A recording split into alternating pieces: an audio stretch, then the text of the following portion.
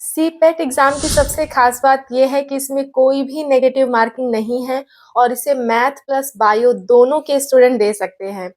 तो क्या है सीपेट का एग्ज़ाम, इससे क्या-क्या बनते हैं, कौन-कौन सा कोर्स कर सकते हैं, एप्लीकेशन फ़ीस कितनी है, कॉलेज की फ़ीस कितनी है, इसके फॉर्म कब रिलीज़ होते हैं, इसका एग्ज़ाम कब होता है, इसका सिलेबस क्या-क्या होता है, एग्ज़ाम पैटर्न क्या होता है और इसमें कौन-कौन से बेस्ट कॉलेजेस आते हैं, ठीक है? कौन-कौन से कोर्सेज़ आते हैं, सारी बातें आज के वीडियो में हम डिस्कस करेंगे। एलिजिबिलिटी क्या होती है, सैलरी कितनी मिलती है कोर्स करने के बाद, कितने साल का कोर्स होता है, ए टू जेड सारी जानकारी मैं आपको सीपेट एग्ज़ाम के बारे में दूँगी। तो आज का वीडियो सीपेट एग्ज़ाम के बारे में ही है, तो चलो डिस्कस करते हैं क्या है ये सारी चीज़ें। Let's start.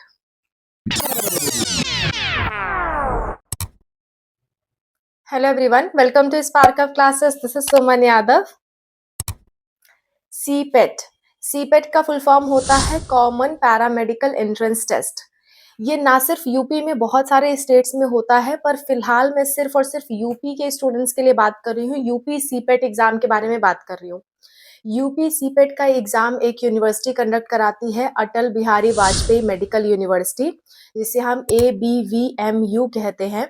ये यूनिवर्सिटी दो एग्जाम कराती है, एक होता है सीपेट, एक होता है सी नेट। ठीक है। CPET P for paramedical, CNET N for nursing.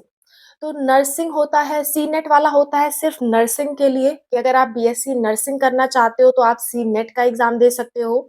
सी पेट जो है वो आपका पैरामेडिकल के लिए होता है। इसके अंदर टोटल 7 कोर्सेज आते हैं। कौन कौन से कोर्सेज है मैं भी आपको गिनाऊंगी, पर अगर आपको सी नेट की पूरी जानकारी चाहिए तो मैंने इस वीडियो में बता रखी है। ये वीडियो आप जा करके देख सकते हो। वीडियो का लिंक इसी वीडियो के लास्ट में और आपको डिस्क्रिप्शन में मिल जाएगा। ठीक है। फिलहाल हम लोग सीपेट के बारे में बात कर रहे हैं। सीपेट के अंदर टोटल 7 कोर्सेज हैं। कौन कौन से कोर्सेज हैं मैं आपको गिना देती हूँ। सबसे पहला है BMLT, यानी कि लैब टेक्नीशियन का course, medical lab technician. Okay. Next आपका है BMIRT, यानी कि रेडिएशन टेक्नोलॉजी का कोर्स। ठीक है। नेक्स्ट आपका है BASLP, यानी कि ऑडियोलॉजी एंड स्पीच थेरेपी का कोर्स। ठीक है। इसके बाद है आपका BOTT, यानी कि bachelor in occupation theatre technology. Okay.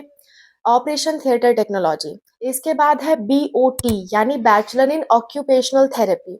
इसके बाद आपका आता है ऑप्टोमेट्री, यानी कि आंखों से रिलेटेड आप चीजें सीख सकते हो, आंखों को चेक करना सीख सकते हो, ये सब बीमारियों के बारे में सीख सकते हो आंखों से रिलेटेड। और नेक्स्ट है आपका BPT, यानी कि बैचलर इन फिजियोथेरेपी। सो ये टोटल 7 कोर्सेज हैं। इन सातों कोर्सेज में क्या क्या होता है एक बार आपको ब्रीफ समरी देती हूँ मैं। सबसे अच्छा इसमें से अगर कोई कोर्स है तो वो है BMLT। आप कोशिश करना कि आपको BMLT मिले। और ये कोर्सेज आपको एग्जाम फॉर्म में नहीं भरने होते हैं, ये आपको काउंसलिंग के टाइम भरने होते हैं। इन सब का एक ही एग्जाम होता है, ऐसा नहीं है कि इन सब कोर्सेज के लिए अलग अलग पेपर होंगे, नहीं, एक ही पेपर होगा सभी कोर्सेज के लिए। उसमें जैसे आपके नंबर आएंगे उस हिसाब से आपको काउंसलिंग करवानी होगी और उस हिसाब से आपको कोर्स अलॉट होंगे। ठीक है। जितना अच्छा नंबर रहेगा उतना अच्छा कोर्स अलॉट होगा। ओके। इनमें से सबसे अच्छा कोर्स है मेडिकल लैब टेक्नोलॉजिस्ट। इसमें क्या होता है कि अगर आपको कोई बीमारी है, किसी को कोई बीमारी है, किसी पेशेंट को, तो वो अपना ब्लड टेस्ट या फिर यूरिन टेस्ट ये सब कराने आते हैं। तो वो जो टेस्ट कराने आते हैं तो वो किसी पैथोलॉजी लैब में जाते हैं। आपने भी कभी ब्लड टेस्ट कराया होगा, ब्लड में अगर मलेरिया, डेंगू या कुछ भी ऐसी चीजें होती है तो ब्लड टेस्ट कराया जाता है। तो इनकी बहुत डिमांड है, क्योंकि कोई भी बीमारी को डिटेक्ट करना है तो पैथोलॉजिस्ट की जरूरत पड़ती है। तो इसकी बहुत डिमांड है। सेकंड नंबर पे आता है रेडिएशन थेरेपी। इसकी भी बहुत डिमांड है, पर मैंने इसको सेकंड नंबर पे इसलिए रखा क्योंकि इसमें थोड़ा बहुत हेल्थ रिस्क रहता है ना। रेडिएशंस के साथ आपको काम करना होता है। हर जगह हेल्थ रिस्क नहीं रहता है, लेकिन अगर आप अच्छे लेवल पे काम कर रहे हो तो कोई हेल्थ रिस्क नहीं है। और अगर आप लो लेवल के पे काम कर रहे हो, आपको पूरी तरह से जानकारी नहीं है, तो ज़रूर ही कुछ ना कुछ प्रॉब्लम आ जाती है। तो रेडिएशन थेरेपी भी बहुत अच्छा कोर्स है। इसमें क्या होता है, आप एक्सरे मशीन, MRI मशीन, ये सब मशीन्स यूज़ करना सीखते हो। ठीक है। तो किसी के भी कोई भी स्कैन करनी है बॉडी की तो वो सब करने के लिए आप तैयार रहते हो। ओके। नेक्स्ट आपका आता है इसके बाद बढ़िया कोर्स है आपका BPT, बीपीटी यानी कि बैचलर इन फिजियोथेरेपी। इसमें नाम के आगे आप डॉक्टर भी लगा सकते हो, लेकिन ब्रैकेट में आपको पीटी लिखना पड़ता है। बीपीटी कोर्स की पूरी जानकारी मैंने इस वाली वीडियो में दी है, आप जाके देख सकते हो बीपीटी कोर्स क्या होता है। बहुत अच्छा कोर्स है। ये तीनों मेरे हिसाब से बेस्ट कोर्स है इसमें। अगर इन तीनों में से आपको कोई भी मिल रहा है तो बहुत अच्छी बात है। ठीक है। इसके बाद आपका आता है बी ऑप्टोमेट्री या ऑपरेशन थिएटर टेक्नोलॉजी। इसमें भी कैरियर स्कोप अच्छे रहते हैं, पर फर्स्ट 3 जो हैं वो सबसे अच्छे हैं। ओके। ये सारे कोर्सेज़ जो हैं वो आपके 4 से साढ़े 4 साल के होते हैं। 4 से साढ़े 4 साल में आपके ये सारे कोर्सेज़ कंप्लीट हो जाते हैं। उसके बाद डायरेक्ट आप अपना क्लिनिक ओपन कर सकते हो, अपना पैथोलॉजी सेंटर ओपन कर सकते हो, डिपेंड कि आप कौन-सा कोर्स किए हो। उस हिसाब से आप अपना काम शुरू कर सकते हो, जस्ट कोर्स कंप्लीट होने के बाद। और कोर्स कंप्लीट होने के बाद आपकी जो सैलरी रहती है, स्टार्टिंग सैलरी आपकी 20,000 तक रहती है। 20,000 मिनिमम सैलरी आपकी रहेगी और डिपेंड करता है कि आप कितना स्किल गेन किए हो, कितनी आपको जानकारी है, किस जगह पे आपने अपना जो लैब है वो ओपन किया है, ये इन सब चीज़ों पे डिपेंड करता है और उस हिसाब से आपकी सैलरी भी इंक्रीज़ होती जाती है।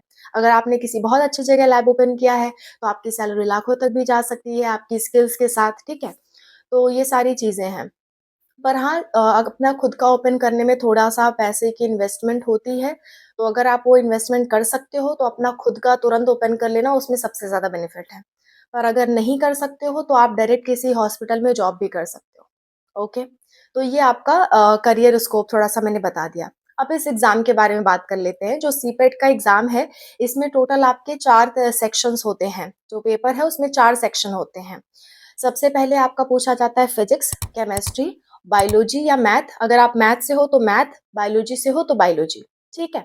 इसके बाद आपका होता है जनरल टेस्ट एंड इंग्लिश। इसे मैथ और बायोलॉजी दोनों वाले स्टूडेंट दे सकते हैं, लेकिन मैथ वाले स्टूडेंट के लिए सिर्फ 2 कोर्स हैं, अभी मैं बताऊँगी वो, ठीक है? तो आप इसमें 4 सेक्शन आपको मिलेंगे, फिजिक्स, केमिस्ट्री, मैथ या बायोलॉजी। अगर आप बायो से हो तो सिर्फ बायो करना रहेगा, मैथ से हो तो सिर्फ मैथ करना रहेगा, दोनों नहीं करना रहेगा, ठीक है? और जनरल अवेयरनेस एंड इंग्लिश के दोनों को मिला करके 50 क्वेश्चंस होंगे। हर एक सेक्शन में 50-50 क्वेश्चंस होंगे। फिजिक्स के 50, केमिस्ट्री के 50, बायोलॉजी या मैथ्स के 50, ठीक है? और आपके general knowledge and English in दोनों की मिला करके 50 क्वेश्चंस। टोटल आपके 200 क्वेश्चंस होंगे। हर क्वेश्चन का 1 नंबर होगा, यानी कि 200 क्वेश्चन 200 मार्क्स। और मैंने जैसे कि बताया कि इसमें कोई भी नेगेटिव मार्किंग नहीं है, तो आप तुक्का भी मार सकते हो Aha. जो क्वेश्चंस आपको नहीं आते। ठीक है? क्योंकि कोई नेगेटिव मार्किंग तो है नहीं, तो सारे क्वेश्चंस करके आना, गलत सही जो भी आते हो सारे क्वेश्चंस करके आना, एक भी क्वेश्चन छोड़ना मत, क्योंकि कोई नेगेटिव मार्किंग नहीं है। हो सकता है आपका तुक्का ही सही हो जाए, ठीक है? और सारे क्वेश्चंस एमसीक्यू होते हैं, मल्टीपल चॉइस टाइप क्वेश्चंस होते हैं। 3 घंटे का आपको टाइम दिया जाता है 200 क्वेश्चन सॉल्व करने के लिए। ओके। तो ये सारी बातें हैं। आगे बात कर लेते हैं कि इसमें मैथ वालों के लिए कौन-सा कोर्स है। तो मैथ वालों के लिए सबसे पहले है आपका बी ऑप्टोमेट्री। ऑप्टोमेट्री का कोर्स आप कर सकते हो, ठीक है? यानी कि आँखों से रिलेटेड आप जाँचकर्ता बन सकते हो। सेकंड आपका है बीएएसएलपी। बीएएसएलपी भी आप कर सकते हो अगर आप मैथ से हो। बाकी कोई भी कोर्सेज़ मैथ वालों के लिए अलाउड नहीं है, ठीक है? एप्लीकेशन फ़ीस की बात कर लेते हैं। अगर आप जनरल ईडब्ल्यूएस या ओबीसी हो तो एप्लीकेशन फ़ीस 3,000 रुपए रहती है, चाहे वो सीनेट एग्ज़ाम हो, चाहे वो सीपेट एग्ज़ाम हो, दोनों के लिए। और सिमिलरली अगर आप एससी-एसटी हो या पीडब्ल्यूडी हो तो आपकी जो एप्लीकेशन फ़ॉर्म की फ़ीस है वो 2,000 रुपए है। मैं जानती हूँ एप्लीकेशन फ़ॉर्म की फ़ीस थोड़ी ज़्यादा है, पर अगर आप इसमें एक बार चले गए तो इसमें कोर्स की फ़ीस काफ़ी कम है। कोर्स की फ़ीस मात्र 10,000 से स्टार्टिंग होती है, ठीक है? इसमें गवर्नमेंट कॉलेज भी आते हैं, प्राइवेट भी आते हैं। अगर आप गवर्नमेंट कॉलेज में चले गए तो आपकी फ़ीस मात्र 10,000 से 20,000 के बीच होगी, ठीक है? 1 साल की। और इसमें साथ-साथ में स्कॉलरशिप भी आती है। अगर आपके मम्मी-पापा गवर्नमेंट जॉब नहीं करते हैं, किसी भी गवर्नमेंट सर्विस में नहीं है, तो आपकी स्कॉलरशिप भी उतनी ही आ जाती है जितना आपका फीस लग रहा है, तो लगभग ज़ीरो फीस लगी आपकी, ठीक है? और जो प्राइवेट कॉलेजेस हैं, उसमें फीस आपकी 1 लाख रुपए साल तक हो सकती है। 1 साल का 1 से 1.5 लाख रुपए लग सकता है, डिपेंड करता है कौन-सा कोर्स आप कर रहे हो और कौन से प्राइवेट कॉलेज में हो, ठीक है? और अच्छी बात तो ये है कि इसमें यूपी के जितने भी गवर्नमेंट कॉलेजेस हैं, जितने भी प्राइवेट कॉलेजेस हैं, मैक्स टू मैक्स इसके अंदर इंक्लूड होते हैं। यानी अगर आप सीपेट का एग्ज़ाम दे रहे हो, तो मैक्सिमम कॉलेज के लिए आप यूपी में एलिजिबल हो पैरामेडिकल कोर्स में एडमिशन के लिए। सो तो ना सिर्फ़ आपका जो अटल बिहारी वाजपेयी मेडिकल यूनिवर्सिटी है, सिर्फ़ वही नहीं, इसके अंदर में लगभग 217 कॉलेजेस आते हैं, प्राइवेट और गवर्नमेंट मिला कर के। ठीक है, तो ये एक बहुत अच्छी बात है, आपको इतने सारे कॉलेजेस में अपॉर्च्युनिटी मिल रही है एडमिशन की। ओके, नेक्स्ट बात कर लेते हैं कि इसमें एलिजिबिलिटी क्या रहती है। आपके 12th में कम से कम 45% मार्क्स होनी चाहिए। आपके 12th में फिजिक्स, केमिस्ट्री, मैथ या फिर फिजिक्स, केमिस्ट्री, बायोलॉजी होना चाहिए। मैथ वाले सिर्फ 2 कोर्स के लिए एलिजिबल है, जो कि मैंने बताया है। बायो वाले सभी सातों कोर्स के लिए एलिजिबल है। ठीक है? अब बात कर लेते हैं एज लिमिट की। एज लिमिट जो है वो आपकी 17 साल से कम नहीं होना चाहिए। यानी कि अगर आप 2024 में एग्ज़ाम दे रहे हो, तो दिसंबर 31 तक आपका 17 साल पूरा हो जाना चाहिए। अगर 31 दिसंबर 2024 तक आपका 17 साल नहीं पूरा हो रहा है, तो आप इस एग्ज़ाम को नहीं दे सकते। 17 से ऊपर हो, ऊपर की एज कितनी भी है उससे कोई मतलब नहीं है। आप 20 के हो, 30 के हो, 40 के हो, 50 के हो, उससे कोई मतलब नहीं है। लेकिन आपका कम से कम मिनिमम जो एज है वो 17 साल होना चाहिए। ठीक है? और आप 12th पास आउट होने चाहिए या फिर अपीयरिंग में हो तब भी दे सकते हो। मान लो अभी आपका रिज़ल्ट नहीं आया है, रिज़ल्ट अभी वेटिंग पे है, पर आपने इसी साल एग्ज़ाम दे दिया है तो कोई प्रॉब्लम नहीं है। आप सीपेट का एग्ज़ाम भर सकते हो, एग्ज़ाम फॉर्म भर सकते हो। इसका जो फॉर्म है वो मई में आएगा, ठीक है? और इसका जो एग्ज़ाम है वो 23 जून को होने वाला है। इसके अगर एग्ज़ाम सेंटर की बात करूँ तो ऑल ओवर यूपी में जितने भी आपके ज़िले हैं, जितने भी सिटी हैं, लगभग हर सिटी में आपका एग्ज़ाम सेंटर है। जैसे कि गोरखपुर हो गया, लखनऊ, कानपुर, वाराणसी, बरेली, गाज़ियाबाद, हर जगह आपको सेंटर्स मिल जाएँगे, ठीक है? कुछ सिटी में हो सकता है सेंटर ना हो, लेकिन मैक्सिमम से मैक्सिमम सिटी में आपको सेंटर मिल जाएँगे इसके। तो आप आराम से अपने नियरेस्ट सिटी में एग्ज़ाम फॉर्म भर सकते हो और वहाँ पे जाके एग्ज़ाम दे सकते हो। काउंसलिंग की अगर मैं बात करूँ तो एग्ज़ाम ओवर होने के बाद ही काउंसलिंग स्टार्ट होती है जब आपका रिज़ल्ट आ जाता है। रिज़ल्ट आने के बाद काउंसलिंग स्टार्ट होगी। काउंसलिंग के टाइम आपको सातों कोर्सेज़ में से को प्रेफ़रेंस देनी होती है कि अच्छा मैं इसे चाहता हूँ कि ये पहली प्रेफ़रेंस पे रहे, फिर दूसरी, फिर तीसरी, फिर चौथी। तो कोर्सेज़ आपको तब भरने होते हैं। अभी फ़िलहाल आपको सभी कोर्सेज़ के लिए एक ही एग्ज़ाम देना है, जिसमें वो चारों सेक्शन आएँगे, मैंने जिसकी अभी बात की थी। ठीक है? तो ये सारी बातें हैं इससे रिलेटेड। और भी कोई दिक्कत, कोई परेशानी होगी किसी भी एग्ज़ाम से रिलेटेड तो आप कमेंट्स में मेंशन करना, मैं रेडी हूँ आपकी हेल्प के लिए। और मैं और अनूप सर हमेशा आप लोग के कमेंट का रिप्लाई करने की पूरी-पूरी कोशिश करते हैं। अगर रिप्लाई नहीं भी कर पाते हैं तो हम उस पे वीडियोज़ ज़रूर बना देते हैं। तो आपको कोई भी परेशानी आती है आप कमेंट्स में मेंशन करो।